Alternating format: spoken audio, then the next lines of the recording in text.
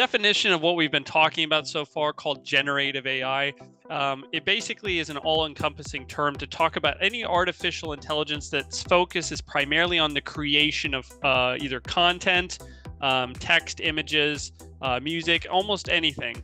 It involves a kind of way to train AIs to create their own content by like pattern recognition and learning and things like that. Some of the things that AI and social engineering have in common as of recently, I would say within the past 5 years specifically, have been emerging. There's been some issues with security awareness. AI is being leveraged basically to kind of fake people's voices, fake their likeness, and all sorts of different things in the cybersecurity spectrum to get people to like adhere to these kind of social engineering attacks or go along with them without understanding that they're using such advanced methods to get that information and to coerce people into going along with it. So it's a very interesting thing. We're going to talk about some of these aspects, such as the threat assessment of how severe these problems actually are, some of the mitigating factors and things like that that we can do to stop it from happening, the ethics behind using AI as a platform or as a tool in general, and then how to educate ourselves and prepare for these kind of attacks. Okay, so these will be all the topics that we'll cover, and it is a really interesting topic that I'm really excited to talk to you all about. How generative AI and social engineering are kind of combining themselves into something very dangerous. Generative AI can be used in a lot of different social engineering attacks. I talked about before that we have deepfake voice and video. We have natural language generation, something like the ChatGPT engine that can talk almost like a normal person talks with little to no difficulty at all. We have speech synthesis, and this is basically augmenting a normal person's voice, running it through a generative AI and trying that out, okay? It'll basically sound like somebody else, but they're the one talking. It's not pre-recorded. Then you have social media manipulation, generating fake social media accounts or pictures that make the person look like you're talking to as a legitimate entity, when in reality, it's all been automatically created. Then we have automated impersonation. This is impersonating somebody on a phone call, and I'm going to show you an example of this at the end of the slide deck. We have something that's very similar to automated impersonation using a deep fake voice. Let's talk about some of the ethical considerations when using AI. Yeah, anything on your social media. First thing we're going to talk about is the ethical implications of this. It's very difficult when we have such a powerful tool that's emerged so quickly to know exactly the right way to use it. And this is where we're kind of at in today.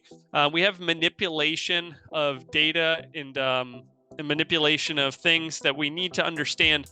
Generative AI is basically just a tool that runs data and then generates something on the other side.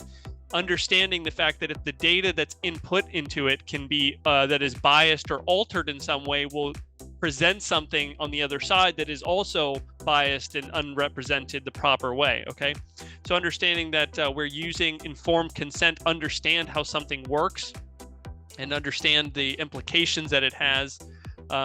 Making sure that we're keeping in mind those social engineering attacks as well that we just discussed, and just kind of evaluate the situation before we make any actions can also be of great benefit. So some of the positive applications, ending on a nice note, we're going to talk about some of the cool things that we can use AI for that are up and coming, and that we can even use to protect ourselves in a lot of ways, right?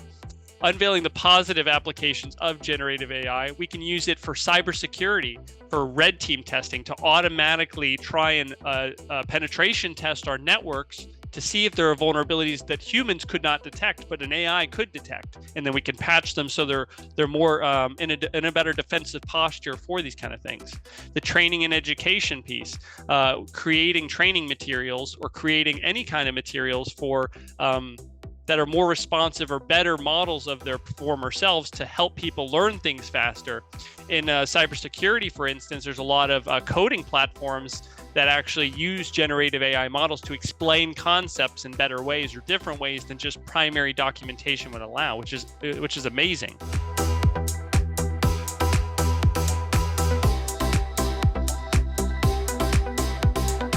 There's a comment here from Conrad. Now that poor grammar, et cetera, is not necessarily a good sign of phishing attempt. That's a sad commentary, Conrad, but I agree with that. What are ways to bring awareness to phishing besides from checking the email address? For phishing, email phishing particularly, yeah, checking the email address is obviously always good. The best ways, if we're talking, we have to kind of separate it. If it's from a human or if it's from a generative AI. If it's from a generative AI, one of the, and this won't last forever, but right now, if it's written by a generative AI, they usually always start their sentences always the same way. So ChatGPT, for instance, if I was to tell it to write me a letter, for instance, I actually have a letter that was written by ChatGPT right next to me, funny enough. It says, it'll always start something like this, like, I am writing this letter to express my profound enjoyment or appreciation, something like that, right? So that's an example.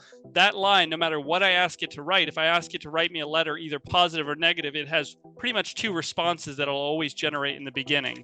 So that's one thing. If you see something pop up that's always starting the same way, or maybe a little bit too formal for what you're asking or what they're saying, that's usually a very good indicator.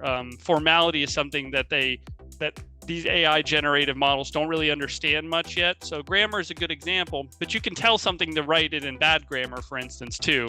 I can tell ChatGPT to write me a letter in bad grammar, which is a funny thing that I haven't actually thought about that, but it is something they're able to do. So.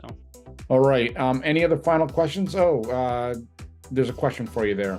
Okay, yeah. So have they reached the capability of creating functional websites and applications that are down the level of professional developers?